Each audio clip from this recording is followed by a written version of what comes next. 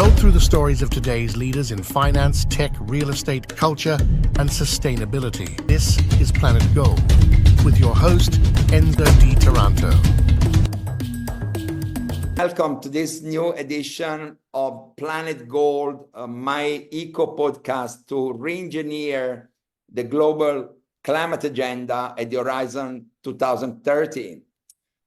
Today, I have the pleasure to speak with Karen Clarkson, who is the Vice President for Sustainability of RICOH, this global tech company born in Japan many years ago, I should say, and that has been actually leading the way in the climate tech sector for decades.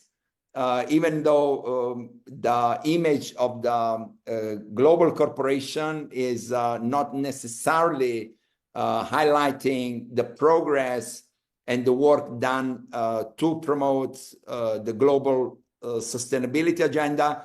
And that's why this conversation with Karen today is important for us and the Planet Gold audience understand better the work of RICOH, the personal leadership that Karen Clarkson brings to the company and to the sustainability community globally.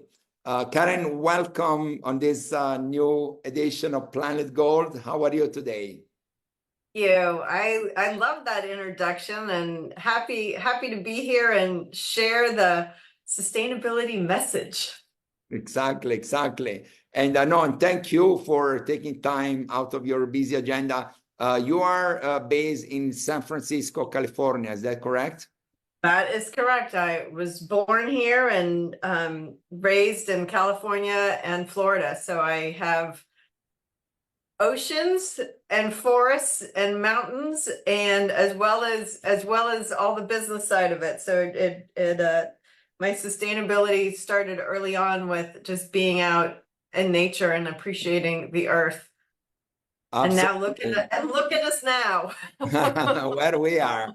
And you know that in my message to the Planet Gold audience, I always reiterate the intersection between sustainability and longevity. And I have a mantra that the body is the way to the planet. That is, the body is the most direct connection we have to the planet, because we ingest the food that the planet, the Mother Earth, offers to us. We drink the water that the planet produces for us. We breathe the air. So there is a direct connection between body and planet, and so between sustainability and longevity. And so your roots in both the oceans and the forests are very interesting. And Karen, what about your proximity to Silicon Valley? Has it played a role in what you do at RICOH?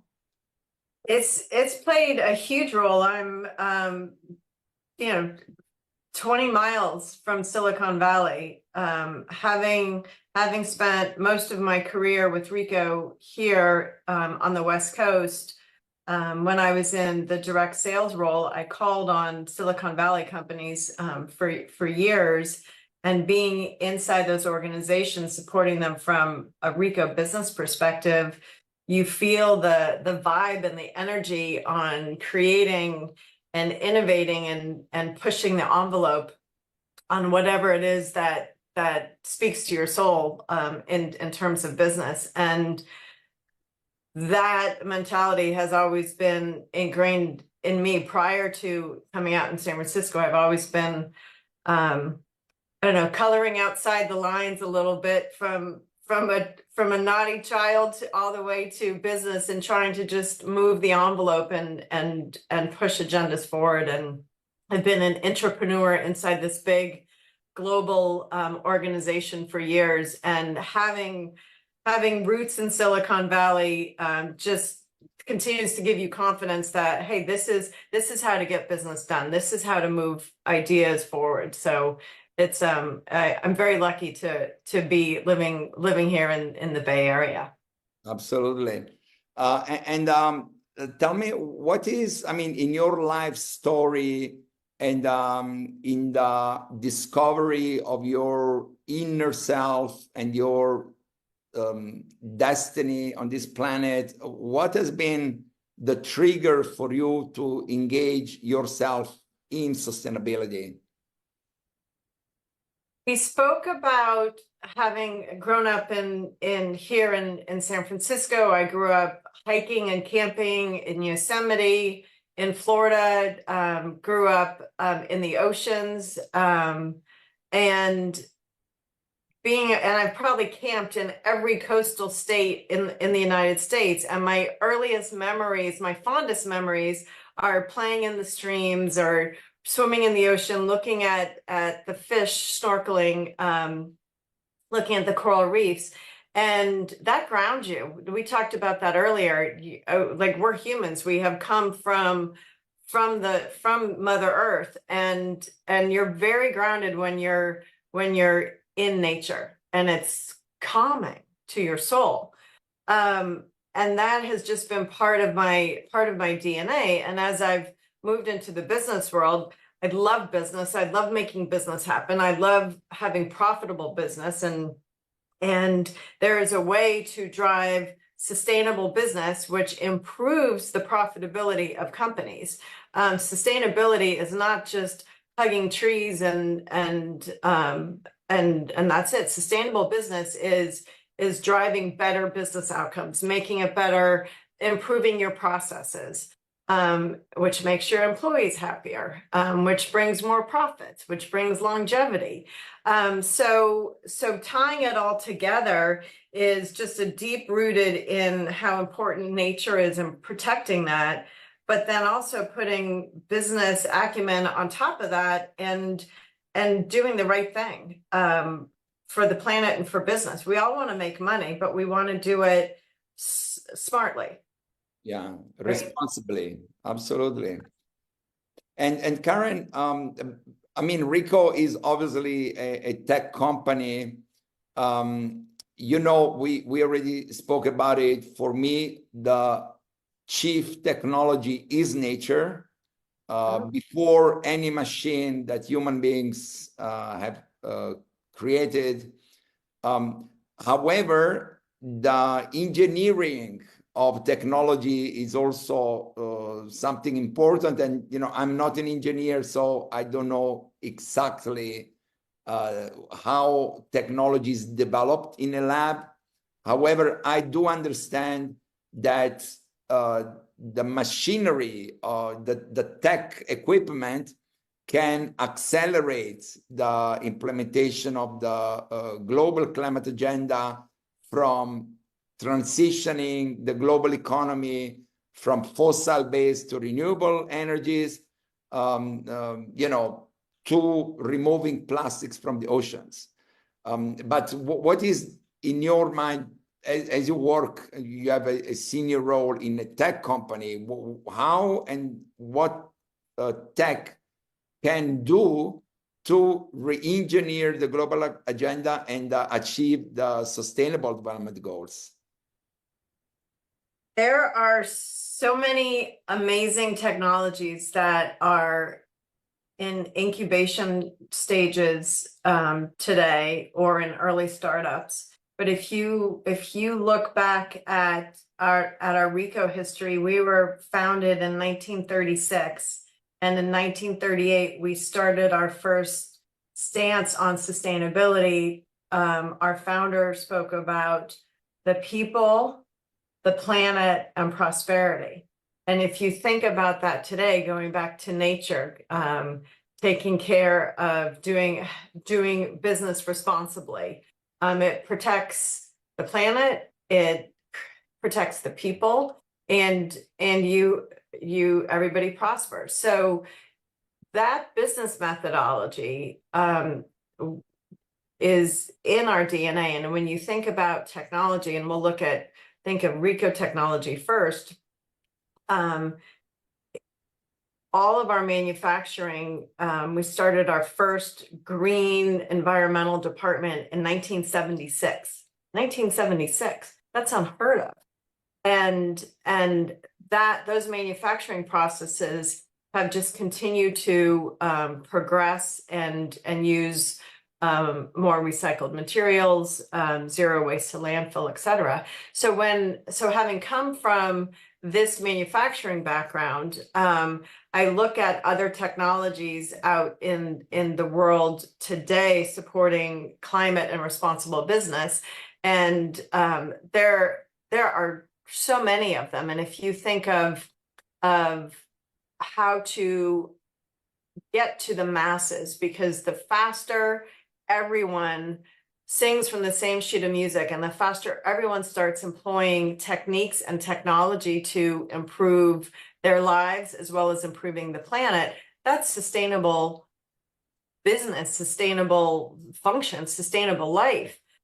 So some of those technologies, my favorite one, which would change the building industry overnight, is instead of planting trees, which is still an awesome way to take carbon out, it takes a while.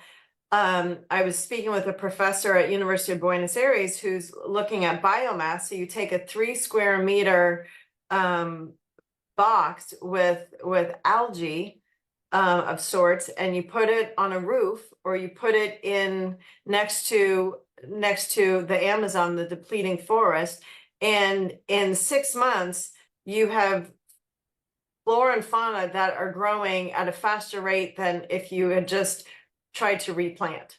So imagine if you take this 3 square meter box of algae and put it on every roof, in every house, on every skyscraper all over the world. Like that's like building ingenuity. And we see like green walls and green roofs, but we don't see enough of them. And so that has global effects. There's paint, light paint, white paint that reflects, and it reduces the heat of the earth. Imagine if the whole world looked like Greece, right? All white buildings. The drastic times, drastic measures. What if everyone had to go out and paint their houses a different color, a lighter color? Little things like that. There's technology there's satellites that can go down onto a small rice paddy, and 60% of farming is small farms, and most of these farmers in other countries are females, women. So you can use carbon capture and pay back. A small rice farmer in Indonesia is unaware that there's a satellite pulling CO2 out of her farm, and it goes through blockchain technology, and then she comes back and has a percentage of that, and she can now provide more for her family. That's cool technology. But so much technology like this are in startups and incubators, and no one yet has been able to do the next unicorn in sustainable business. But ideas like that affect the world instantaneously, it just gets me so excited. Like that's cool. That's game changing. And how do we go to market with that and like make that happen? Yeah. No, that's amazing. You know, that I feel so honored and glad today to have the opportunity to speak with you, because I tell you why. You know that I practiced martial arts since I was a child. And one of the first things that you learn when you practice Japanese martial arts are the Taoism and the Shintoism as a philosophical basis of martial arts. And so obviously the Shinto philosophy, as you mentioned, is composed of these 3 P's: people, planet, prosperity. And I have another approach to accelerate the sustainability revolution today that is also composed of 3 P's, and actually can be even added to 4 P's. which is the traditional public-private partnership.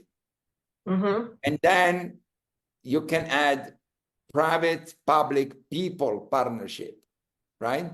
The reason why I'm saying that, because you mentioned that there are existing technologies that can really speed up this revolution.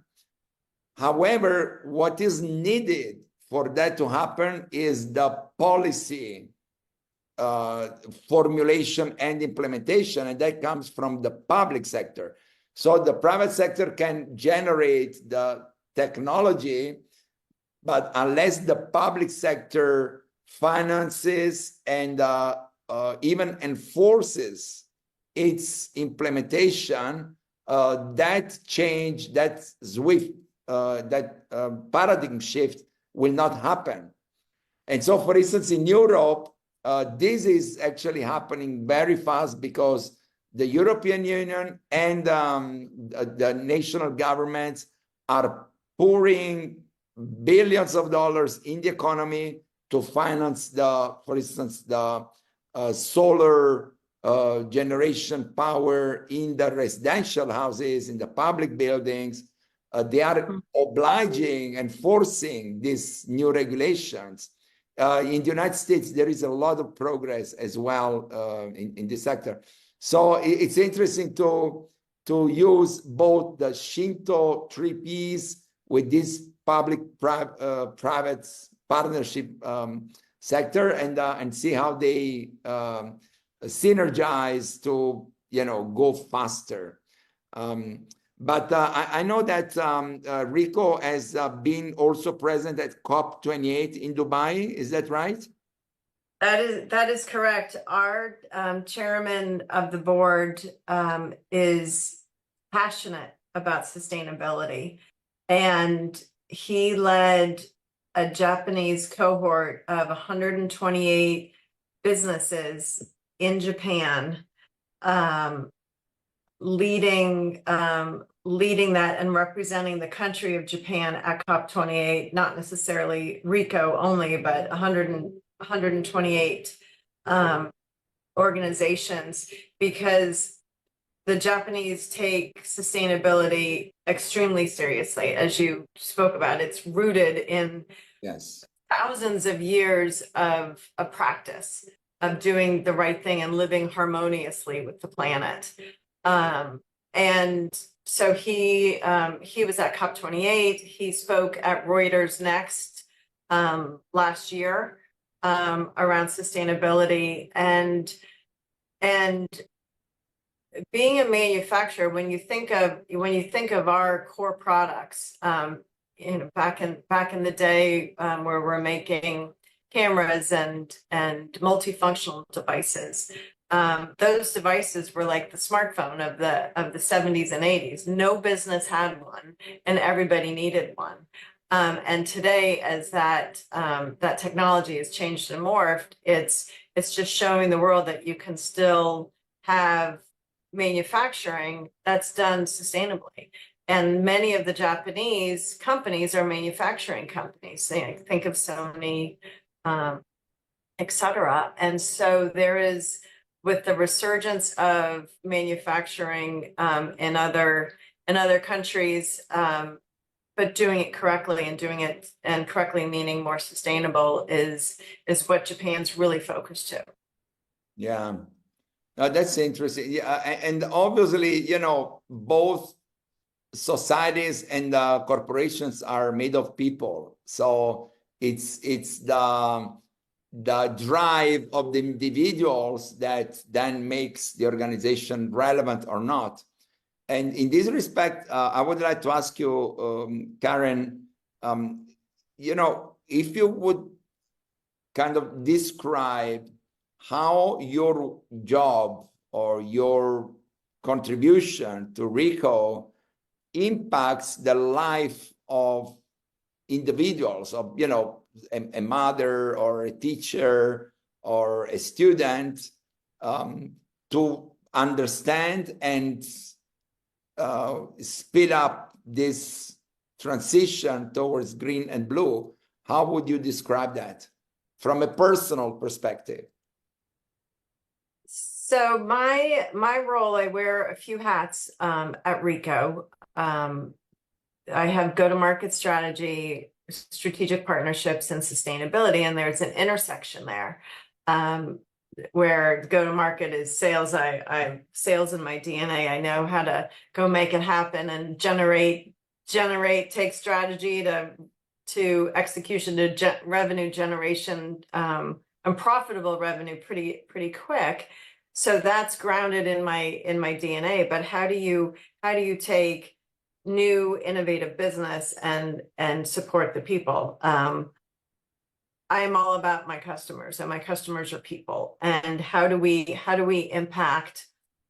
positively impact our customers' lives? And we RICOH support 12 of the 17 SDGs. So creativity from work, etc. And when you think of our business on business workflow, business process optimization, and digital workspaces, those are our two pillars of our company. And if you think of digital workspaces, think of everything inside the office, whether it's your home office or your small office or your huge global office. All of the technology inside that office, from reception, check-in remotely, to smart meeting rooms, to different technology throughout the building, conference rooms, that impacts humans, and that impacts anyone doing business better, faster, stronger, easier. So being able to work at home, being able to still be on a Zoom or Microsoft Teams call, still being able to manage family life, makes it easier. Technology makes our jobs easier. And with the advent of Gen AI, it's accelerating that, and being able to, like, what's next? I want my robot to come and do the laundry while I'm on 8 hours of Zoom calls or team calls all day. And I want a drone to deliver my dinner. I don't want it to come in Uber Eats or whatever my delivery service is. So a lot of that technology, that lens technology, we sell and resell to other manufacturers outside of our core business. And then if you think of the business process optimization side of our business and how that impacts the humans, and I look at two different personas. One is, if I'm a CFO or a CEO, I want my goal is to have all my employees be happy, be loyal, love coming into work, and me as a CEO being able to give my employees the tools to make their jobs easier. That's what any CEO, any CFO would want. But how do you do that with sustainable business without it being a dirty word?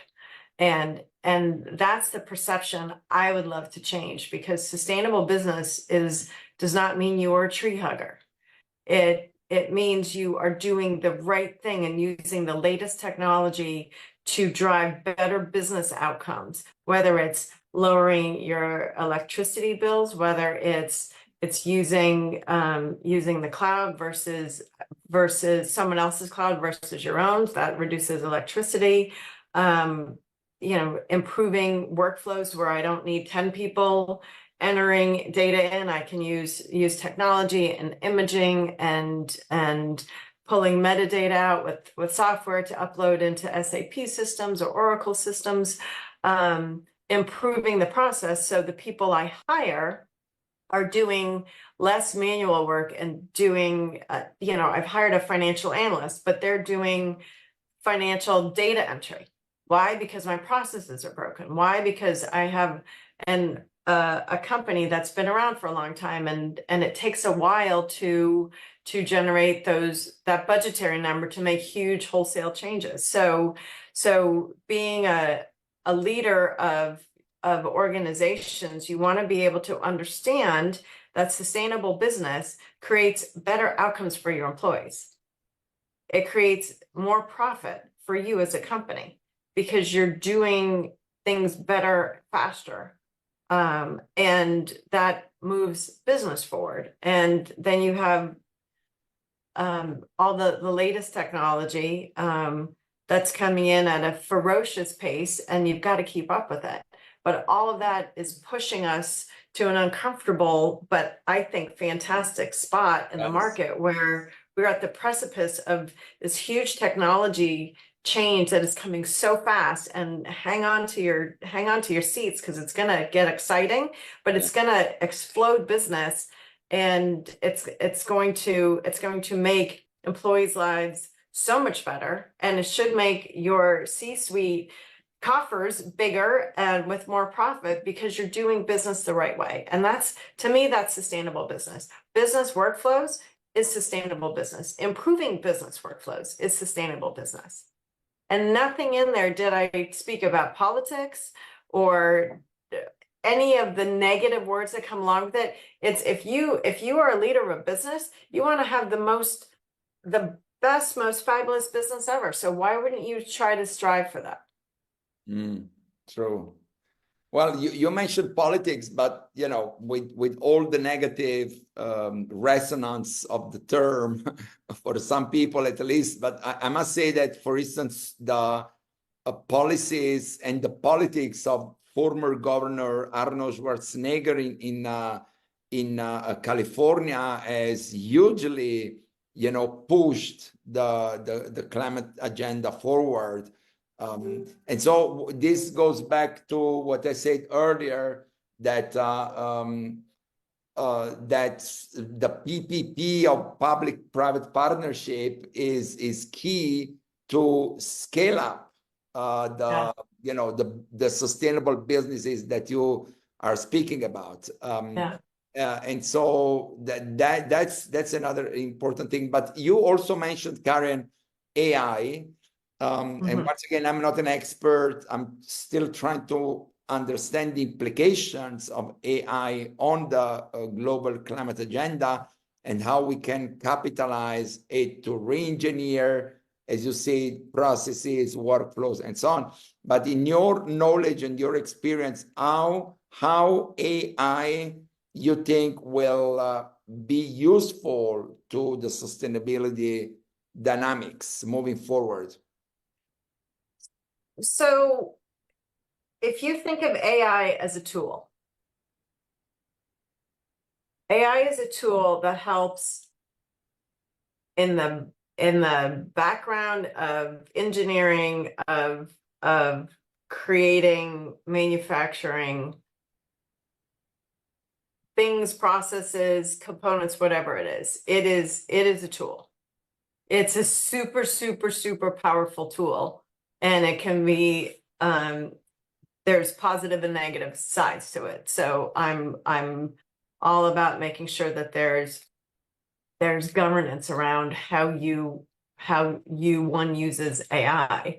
But if you think of just classic engineering and creating, AI is in the background of everything. I was at an incubation lab yesterday advising some early startups, and AI is in everything they do. And on their websites, it was led by AI, led by AI. And I said, gang, your business is not AI. Your business is whatever you're trying to solve. And it's just AI, it's you use AI, just like in the past we used to use whatever it was.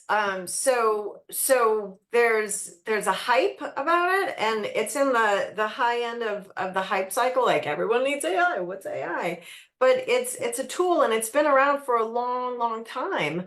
It's the generative AI that's with machine learning, where you think of the Terminator movie, where it's a mind of its own. Like, that's out there now.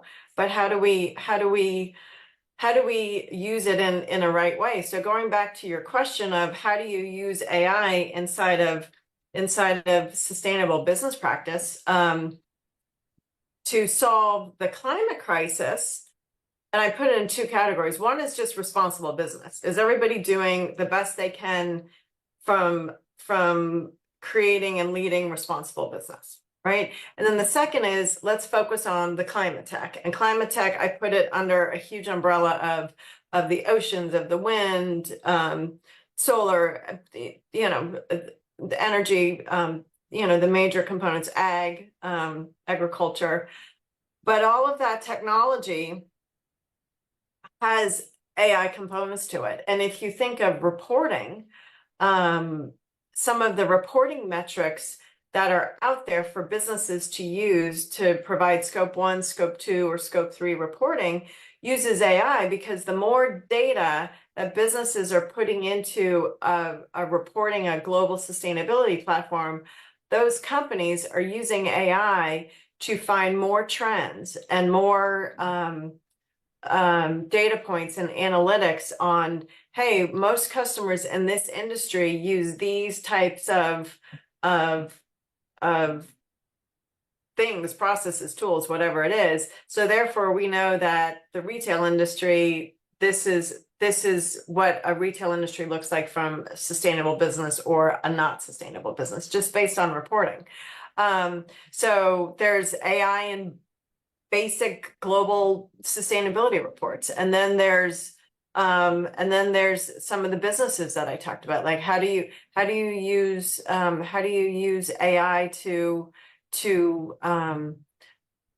measure and monitor you know, some of the satellites pulling CO2 out of the air. Like all of that ties into it. So I would just chalk it up to every startup or small business that's trying to break into the sustainability climate tech market should have AI as just part of their building blocks.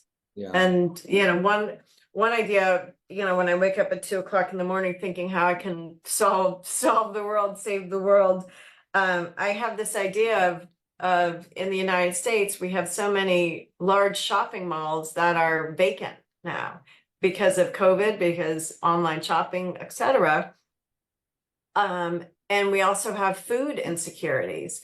Malls are typically in hugely populated, dense areas. And some of these malls can be in areas where people don't get great California vegetables 365 days a year, where we in California are lucky to have that. But how about you take a mall that's empty or only has one store left at it, and you turn that mall into vertical farms. Vertical farms, you're using AI to make sure that all the lettuce is growing correctly, that there's enough water, you're using sensors, making sure there's nothing bad getting in there. But you have now created a huge vertical farm inside a huge edifice inside downtown wherever, and you are now creating food for the masses, and healthy food. Because you go back to the people and health and longevity, it all ties in. If I have an underserved community that can't get fresh fruits and vegetables, how are they going to be healthy? So it just, you know, my brain just keeps going and going and going. But AI would be grounded in that, in some of those technologies, right? Absolutely. And you know that we are developing with this Canadian company, Rather Tech, an integrated solution for disaster risk reduction, particularly in the islands. You know, I was head of office of the United Nations Humanitarian Coordination Office in the Caribbean, and you know, even 10 years ago, there was nothing, you know, in terms of predicting, you know, apart from the satellite warnings and things like that. But nowadays, if you imagine, for instance, the interaction between drones and AI modeling, I mean, you can alert populations well in advance You can provide much more precise data for policy making and preparedness and response. And once again, I'm not an engineer, but what I see is that both drones and AI are very low cost. You can deploy 100 drones for nothing. And then you get all this huge amount of data 24/7, and you can much better prepare countries and communities for hurricanes or flooding or any of this natural disasters. So we have, from the Dominican Republic and from the Caribbean, we have this global platform, including so far 12 islands in the Indian Ocean, the Pacific Ocean, and trying to innovate, the way especially islands prepare and respond to natural disasters. And I think that this interaction between drones and AI will be so powerful. But we need to train people. The role of universities, I spoke about governments, but universities have to prepare this new generation of labor force that understands how to apply these new technologies. Otherwise, it cannot be an elite thing. It must be massive, and so that, the really creativity is the only limit to the application of all this. So all our kids that are gamers, they can now become the drone operators as the adults, because they already know how to. Definitely. And so you think that RICOH is, under your leadership in the Americas, is strengthening its role in the sustainability space and industry, climate tech? How do you see that moving forward? Absolutely is it's, as I said earlier, it's part of our DNA. And if you think of Japanese business culture and Japanese culture, it's very different than American culture. The Japanese are very reserved, and the RICOH Corporation is revered in Japan. And in America, we're all about banging our chests. Hey, look at me, look how great I am. Billboards in Times Square advertising this, and the Japanese culture looks at us askew like, that's not us, right? But it's just different cultures. So one thing that I absolutely love about RICOH is its 80-year history of sustainability, and not just talking about it, but doing it. As I mentioned earlier, in 1976, we started our first sustainability department, and we have 2030, 2040, 2050 goals for all of our manufacturing and our manufacturing facilities globally to be 100% renewable, continue on zero waste to landfill, recycled materials. Many of our products are between 40 and 60% recycled materials. So stemming from that, how do I personally, to your question, drive the sustainability message forward inside of RICOH North America, where my responsibility lies. So connecting all of our regions is one, and giving awareness internally as well. It's not just a separate department. It's not just an add-on, but it's part of our business processes. When we design and manufacture or partner with a business partner, it's what business problem are we solving? How does it support the UN SDGs? How does it support sustainable, responsible business? How is it creating an ROI for the decision maker? How is it making employees' lives easier, et cetera? It's part of the conversation. It's not an afterthought. So driving that message forward inside of our marketing efforts. I report to our CMO, Lauren Salata, driving those marketing efforts from top of funnel from product portfolio all the way through the ecosystem to the sales teams will start leading with sustainable conversations, and they shouldn't be afraid of it, because it's not hard to have a sustainable business conversation. It's just a smart, intelligent way to do business. So that's one area of educating. The other area is we're in 200 countries, making sure that we are all communicating, and our global teaming organization, representing each of our regions, and then our world headquarters, we communicate on a monthly basis. And having, when you think of sustainability and the E, the S, and the G, so for the environment, the social, and the governance, environmental is my team. Social is inside our a woman I work with, Christina Mora, who's in charge of our global supply chain, and diversity. And then Michael Jones, who's our VP of HR, is fiercely focused on diversity, and they report into our global deputy, Donna Venable, for supply chain and HR diversity practices. So we work really closely together. I speak with them almost on a weekly basis. And then on governance, you have the legal side of it, making sure we're in compliance with the new rules coming out.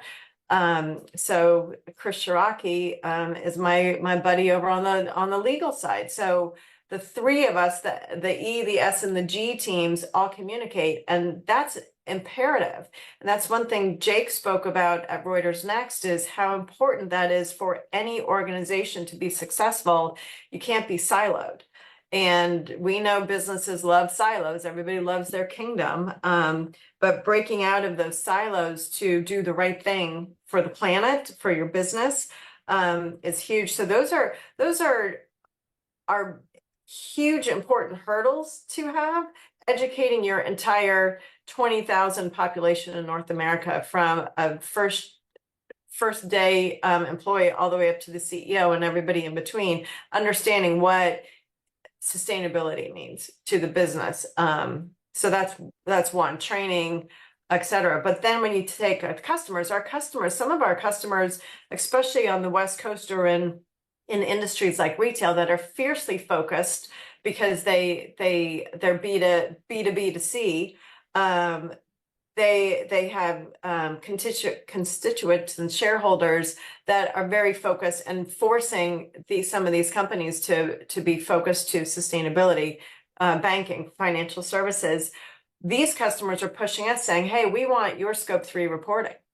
So we've done something very innovative, and something I'm extremely proud of with our team. What we created was creating that Scope 3 reporting on not only our hardware side of the business that we've been providing for years on emissions and what that means, and how each year or each contract cycle we can provide lower cost of emissions hardware, but maybe a quarter of the contract is hardware and the rest is services, and the customers want that same type of reporting.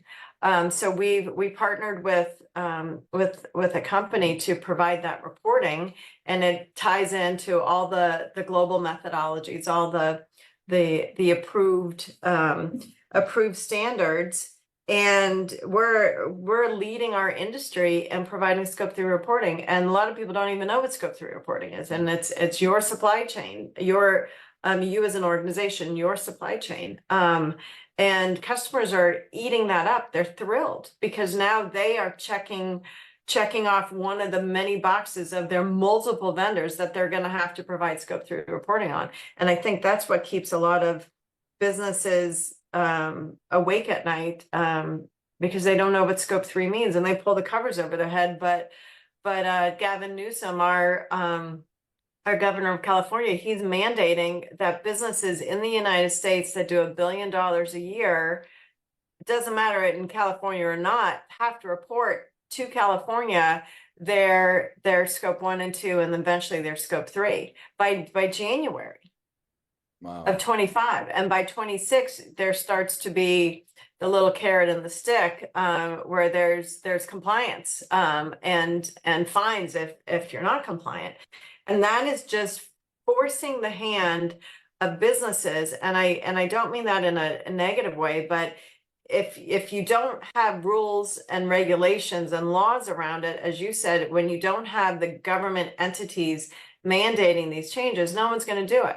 Nobody likes to clean their room, right? Go back to when you were 5. Nobody likes cleaning their room. Nobody likes organizing, except me. I'm I'm a closet organizer, but nobody likes to organize their house. And you take that same mentality into the business world. Nobody wants to do anything that's tough and hard and different. So governments have to put these mandates in. And I'm so proud of Gavin Newsom for the money as well, demanding it. Yeah. And because it's going to start, and it's not hard. All it is, guys, is uploading some of your financial reporting that you disclose anyway because you're a Fortune 500, into a report to say, here's how sustainable or not sustainable we are. And then I can work with someone like RICOH to help drive more sustainable business outcomes, workflows. Absolutely. You know, I mean, it's not hard. It's just you have to like spend 5 minutes thinking about it and realizing, oh, I just have to do X, Y, and Z. Okay. Yeah. Instead of fighting and getting lawsuits and hiding behind it and calling everyone tree huggers and, you know, all the negative side. It doesn't have to be negative. Like you can, I feel like I'm a sustainable capitalist. You can, I'm a sales girl. I love making money. I love making my customers happy. And you can do both while still driving profitable outcomes, right? Absolutely. Yeah. And it's new to the economy. I mean, so far people had to, not necessarily providing valuable services to make money, but now you can do good and make money at the same time. It's probably the first time in the history of humanity that there are such opportunities to do good to the planet, to people, to everything. But Karen, so far we spoke, about this concept of seeing the planet through the body, and how sustainability and longevity intersect. Also, the importance of the RICOH corporation that is based on the Japanese philosophy of Shinto. Once again, people, planet, prosperity, the role of the governments, and how RICOH has been leading or innovating the climate tech industry since decades now. And you mentioned the concepts of AI, Gen AI, machine learning, how to innovate the climate tech industry with these new tools. But in the end, there are many things we can do and many things we cannot yet do now.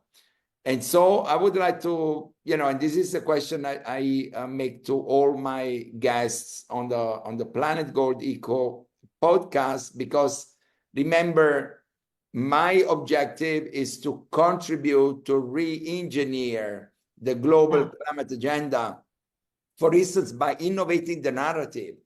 I never mentioned the word climate change. I never mentioned the term climate crisis. I mean, I try to always present the planet as an opportunity, not as a problem, you see? And I think that this re-engineering effort requires some drastic changes, some paradigm shifts. And certainly you are one of those who have already internalized and developed already this new language, this new mindset, looking at sustainability as a business opportunity, as you say, rather than a cost, because you have to, present a report or you have to change plastic bottles into wooden forks that cost more money, so you have to increase the prices and eventually, reduce your share of market. But it's not like that. Once again, because technology allows today to produce things at much lower cost and massify the distribution. But if you would have a magic wand and you would have no limitations, no financial limitations, human resources, laws, regulations, and procedures, the world would be, at your service. What would you do? That quick, fast, crucial change that you would implement to move the global climate agenda forward fast? My magic wand. How do you know I don't have one? I know that you have one. That's why I'm asking you. So I'm going to approach it in two ways. Because there's the ultimate goal of, wouldn't it be great if we had drones and flying cars delivering everything, which is sustainable business. That's also innovative business. And can you mask doing good for the environment and the world with cool technology? I think you can. But I'm going to take a more doable magic wand, because there's 3+ billion people in the world. Every single person needs to do their part. And if every single person every day, starting today, does one small step towards doing something more sustainable, it will have massive impacts. Because right now there's such a small percentage of the world and the population that recycles. When I go to other urban areas and affluent areas, they don't have 3 different recycling bins. We have compost bins, we have recycling, and then we have regular trash. Many states and cities don't even have that. So how do we make it easy for humans to consume things in their lives that are more sustainable? And if you think about changing the face of the planet, doing it through the masses is the fastest way to do it. And providing, if you are in an impoverished city or country, where you still might have to walk for water or chop down trees to get wood to build a fire to cook for your family, they're not thinking about painting their house white to reduce the heat, or putting moss on their house to reduce it. They're in survival mode. So how do you wave that magic wand and help people who are in survival mode and subsistence mode with sustainable outcomes? Can you bring drones in? Can drones come in and deliver water? Can drones come in and deliver an alternate heat source than chopping down trees? So how do you support those individuals? And then all the way up to the wealthiest people in the world and everything in between. Are you buying aluminum versus plastic? Are you buying glass versus plastic? Basic things like that. And then all the way up to to what I talked about earlier, have vertical farms to bring health, have drones delivering things, flying cars that reduce emissions, walking. Let's not forget how easy it is to walk. Yes. To use the body. Europeans do it better than us. It's like, oh, my grocery store is a mile. Let me get in my car and drive there. Oh, yeah. Right.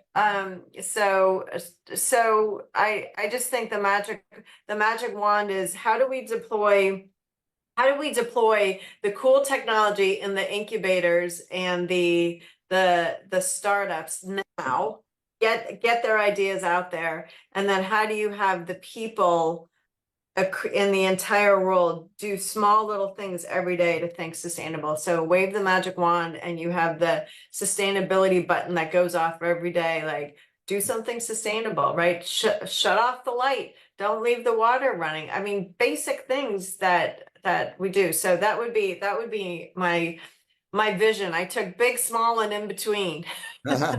Everything. You are holistic. But Big I think, picture girl. no, Karen, I think that this magic wand is already in action, because this is one of the things that I'm doing. I'm compiling all signs of that as humanity, we are on the right path, you see? We mentioned before the European Union, the US administrations have done a lot as well. So there are signs of humanity as a whole having this paradigm shift, as you say, in the small things, at the community level, individual level, community level, national levels, multinational levels. So I think that we are in the right way, and technology can really speed up this process, but it was a very, very pleasant and inspiring conversation, Karen. And I hope that, our project to do this activation on climate tech during the United Nations General Assembly Week in New York in September can also be the opportunity to, share some of these ideas with a specialized audience. Absolutely. And also, take decisions in that direction, right?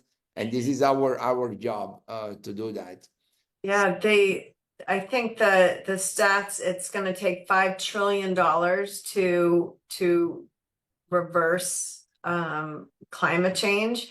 And you look at some of the big family funds and some of the wealthiest individuals in the world that are part of some of these private funding sources, and being able to, I mean, nobody wants to lose money, but when you have an extra couple of billion lying around that you don't need to get an ROI on to invest in some of these smaller companies, to do that, to launch it and have the technology and the tools, the AI tools, the ML, machine learning behind it to launch that faster is, my hat's off to those wealthy families and organizations that are doing that and doing their part, because it's going to take a lot of resources from financial, as well as the human mind, as well as heart set, mindset, skill set, and how do you go to market with it? Like, how do you make it happen, right? How do you launch it?